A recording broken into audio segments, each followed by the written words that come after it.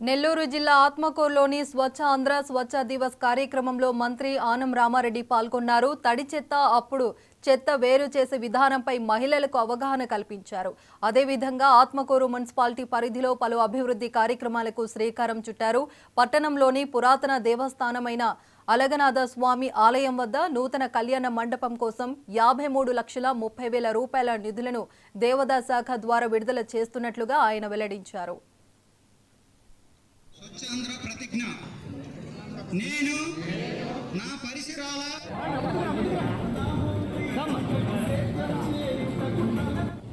మూడవ శనివారం ఈ మాసంలో పాల్గొనడానికి ఈ ప్రాంత శాసనసభ్యుడిగా రాష్ట్ర మంత్రిగా ఇక్కడికి రావడం జరిగింది. కందుకూరులో గౌరవ ముఖ్యమంత్రి శ్రీ చంద్రబాబు నాయుడు గారు వారు పాల్గొంటున్నారు.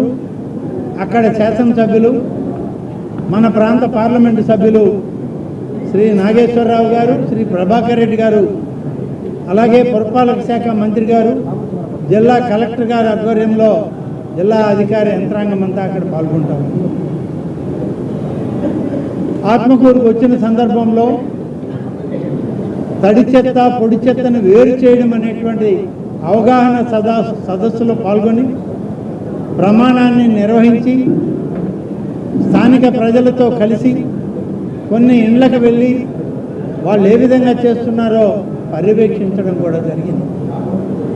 ఆ తర్వాత అలగనాథ స్వామి యొక్క ఆశీస్సులు తీసుకొని ఈ ఆత్మకూరులో జరిగే అభివృద్ధి కార్యక్రమాల్లో భాగంగా ఈ కళ్యాణ మండపానికి దేవాదాయ శాఖ ద్వారా 80 లక్షల రూపాయల్లో దేవాదాయ శాఖ 53 లక్షల రూపాయలు, అలాగే 36.5 లక్ష కమిటీ వాళ్ళు కలిపి ఈ కళ్యాణ మండపాన్ని పూర్తి చేయడానికి డిపార్ట్మెంట్ ద్వారా జీవో విడుదల చేశాం.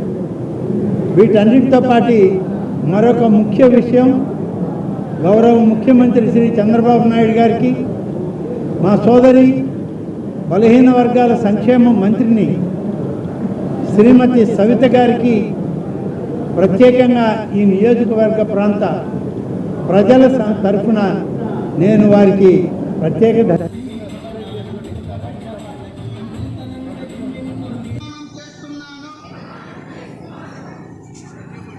ఈ యొక్క డెవలప్మెంట్ పైన పూర్తవుతుందంటే మేము అడగలనా వద్దా. గుంటూరు